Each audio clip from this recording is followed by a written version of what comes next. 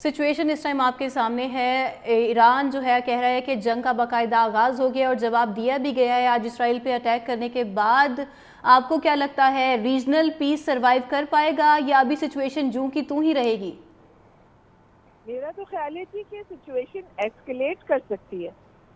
अच्छा। सूरत हाल मजीद खराब हो सकती है क्योंकि इजराइल ने अपनी जो उसकी शुरू से काविश थी जी। कि किसी तरह इस जंग में ईरान और अमेरिका को डायरेक्टली इंगेज करा दे, जी। उसमें इजराइल कामयाब हो गया है।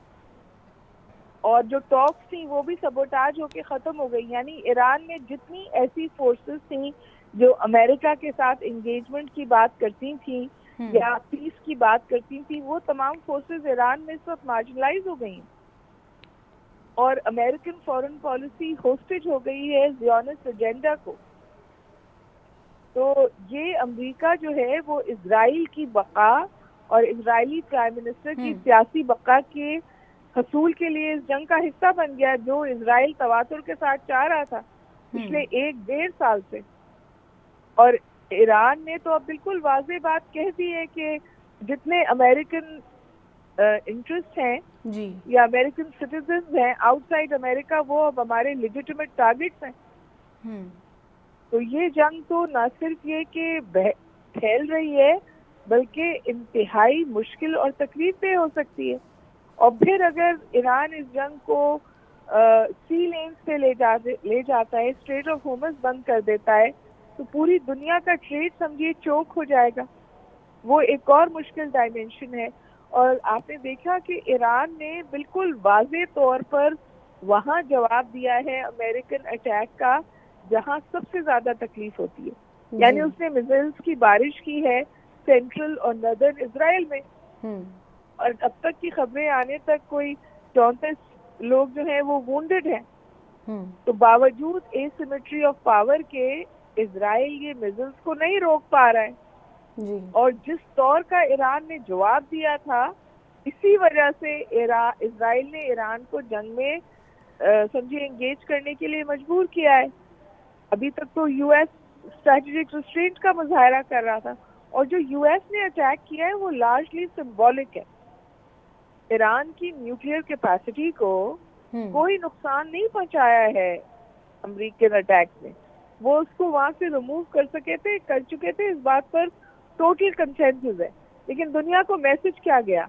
दुनिया को मैसेज ये किया गया कि दो nuclear powers US and Israel ने मिलकर एक non nuclear compliant treaty engaged मुल्क पर हमला किया। यानी ज्यादा से ज्यादा मुल्क जो है अब न्यूक्लियर पावर हासिल करने की कोशिश करेंगे, क्योंकि आपने एक ऐसा न्यू नॉर्मल क्रिएट किया है इजराइल ने अमेरिका के साथ मिलकर कि जिसकी लाठी उसकी भैंस। Humanitarian law, human right, rule of law, United Nations, ये रद्दी के कागज बन गए। जी। तो जाहिर है अब हम एक बहुत खतरनाक दुनिया की तरफ आगे बढ़ रहे हैं और सफबंदियां, खामोश सफबंदियां हो रही। अगर ये सफबंदियां और मजबूत हो गई तो फिर आप एक ग्लोबल कॉन्फ्लिक्ट की जो समझिए एक ग्लोबल कॉन्फ्लिक्ट की रेसिपी बिल्कुल तैयार है। और क्योंकि Iran has not backed of, Iran ने विद इन आवर्स इजराइल पे दोबारा हमला किया है। और इजराइल और अमेरिका दोनों का ये कहना है कि जो टेक्नोलॉजी अब ईरान इस्तेमाल कर रहा है वो खतरनाक है और उससे ज्यादा पोटेंट है जिसका अंदाजा शायद अमेरिका और इजराइल को था। तो ये सिचुएशन इम्प्रूव होने की जगह मैं समझती हूँ और ज्यादा क्रिटिकल हो रही है। डॉक्टर साहिबा, यूएस को क्या ज़रूरत पड़ी जब चंद रोज़ पहले तक सदर ट्रंप ने कहा था कि अमेरिका की कोई इन्वॉल्वमेंट नहीं है। ये भी कहा गया था अमेरिकी सदर की जानिब से कि आइंदा 2 हफ्तों तक तो ईरान पर हम हमला नहीं करने वाले। फिर अचानक से कैसे हमला कर दिया? इसका सिर्फ सिंबॉलिक मीनिंग था? अमेरिका ने ये कहा था ना कि हम 2 हफ्ते तक हमला नहीं कर रहे, तो ईरान ने उसी वक्त उसको रीड किया था कि ये टाइम गेनिंग टैक्टिक है यूएस की हमला करने के लिए। अच्छा। ये तो बिल्कुल वाज़ेह बात।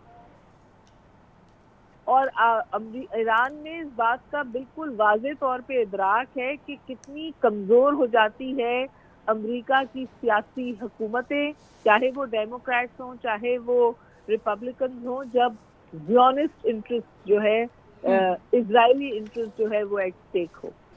कोई व्हाइट हाउस का ख्वाब भी नहीं देख सकता उनकी सपोर्ट के बगैर। तो जो उनकी मंशा ख्वाहिश होती है उस पर अमेरिका चलता है। वहां एक किताब आई थी जिसका नाम था the tail wags the dog. Tail Israel है। तो इजराइल को की जब ईरान ने मार लगाई तो अमेरिका का जंग का हिस्सा बनना नागुज़ीर हो गया। इजराइल ने अटैक किया था टॉक सबोटाज करने के लिए अमेरिका और ईरान के बीच में। जब उनकी मार लगी पलटकर तो फिर उन्होंने डायरेक्टली इंगेज कर लिया वॉर में अमेरिका को। मेरा ख्याल है कि सूरत हाल इंतहाई मखदूश है। सूरत हाल इंतहाई मखदूश है। डॉक्टर हुमा साहिबा हमारे साथ ही रहिएगा। हमारे साथ डॉक्टर साजिद भी हैं और मोहम्मद आसिम हफीज़ साहब भी हैं। आसिम हफीज़ साहब से हम बात कर लेते हैं इसी तमाम तर सूरत हाल के हवाले से। आसिम साहब, बात हो रही है कि इस वक्त सोवरेनिटी तमाम तर ममालिक की क्वेश्चन आउट हो रही है। आपको ऐसा लगता है कि टेरिटोरियल इंटेग्रिटी की बात आती है तो जितने कितने बॉर्डर लाइन में ममालिक हैं अफ़गानिस्तान के बशमुल पाकिस्तान, क्या वो भी अफेक्ट होगा?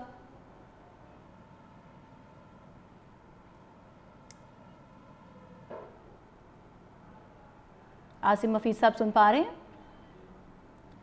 आसिम हफीज़ साहब से हम रब्ता करने की कोशिश करेंगे। डॉक्टर साजिद खटक से मेरा यही सवाल है। डॉक्टर साहब, टेरिटोरियल सोवरेनिटी की जब बात आएगी, जब ईरान पर जंग का सिलसिला अगर जारी और सारी रहेगा अमेरिका और इसराइल की जानिब से, तो उसके बॉर्डर लाइन पर पाए जाने वाले ममालिक भी इससे बहुत ज़्यादा अफेक्ट होंगे। जैसे तेल की कीमतें बढ़ गई हैं पाकिस्तान में, साथ ही साथ जो रीजनल सिक्योरिटी है उसके भी खदशात बढ़ जाएंगे।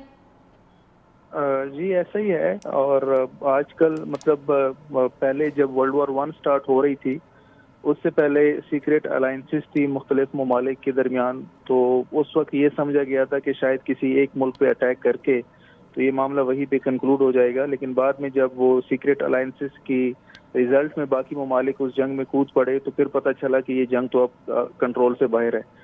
आज के दौर में तो ग्लोबल इंटरडिपेंडेंस है, यानी बहुत सारे ममालिक का एक दूसरे के ऊपर इस तरह का इन्हिसार है कि वो रह नहीं सकते एक दूसरे के मामलात पे। जैसे ईरान का आपने अपने सवाल में पहले भी ये जिक्र किया कि अगर ईरान ये ग्लोबल सप्लाई बंद कर दे, जो ऑयल की सप्लाई है या इसके अलावा वो बाकी उनके पास जो ऑप्शंस है उनको अगर वो यूटिलाइज कर लें तो इसका इम्पैक्ट जाहिर है ईरान तक या अमेरिका इसराइल तक महदूद नहीं रहेगा। इसका इम्पैक्ट पूरे वर्ल्ड के ऊपर आएगा।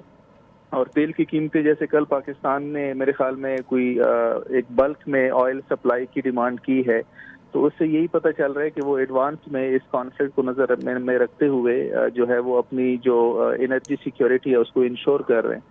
तो कोई भी मुल्क जब किसी जंग में जाता है तो उसके बॉर्डर्स के ऊपर जो ममालिक होते हैं वो तो डायरेक्टली इम्पैक्ट होते हैं। और अफगानिस्तान की एग्जांपल हमारे सामने है कि वहाँ पे जो 20 साल जंग लड़ी गई है, अमेरिका ने जो अफगानिस्तान में जंग लड़ी है उस पर सबसे ज्यादा नेगेटिवली असरअंदाज जिस पे हुआ है वो हमारा मुल्क है, पाकिस्तान है। आज भी हम वहाँ पे जो फॉल आउट है उस वॉर का वजीरिस्तान में और बलूचिस्तान के कुछ एरियाज में वो हम आज भी भुगत रहे हैं। तो खुदा न ख्वास्ता अगर ईरान के साथ यही होता है और ग्राउंड फोर्सेज आती हैं और ईरान के साथ ही जंग तूल पकड़ती हैं, क्योंकि अफगानिस्तान की हुकूमत तो तालिबान जो थे वो तो नॉन स्टेट एक्टर थे काइंड ऑफ, उनको अगर 20 साल उन्होंने वहाँ पे एंगेज रखा और आखिर में विदाउट एनी टेंजिबल रिजल्ट्स उनको वहां से जाना पड़ा।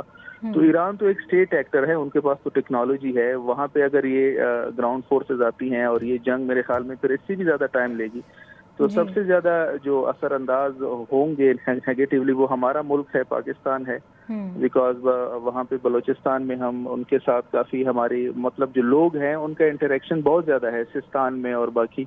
तो इसका नेगेटिव असर हमारे ऊपर, हमारी जियो पॉलिटिक्स के ऊपर, जियो इकोनॉमिक्स के ऊपर जरूर आएगा।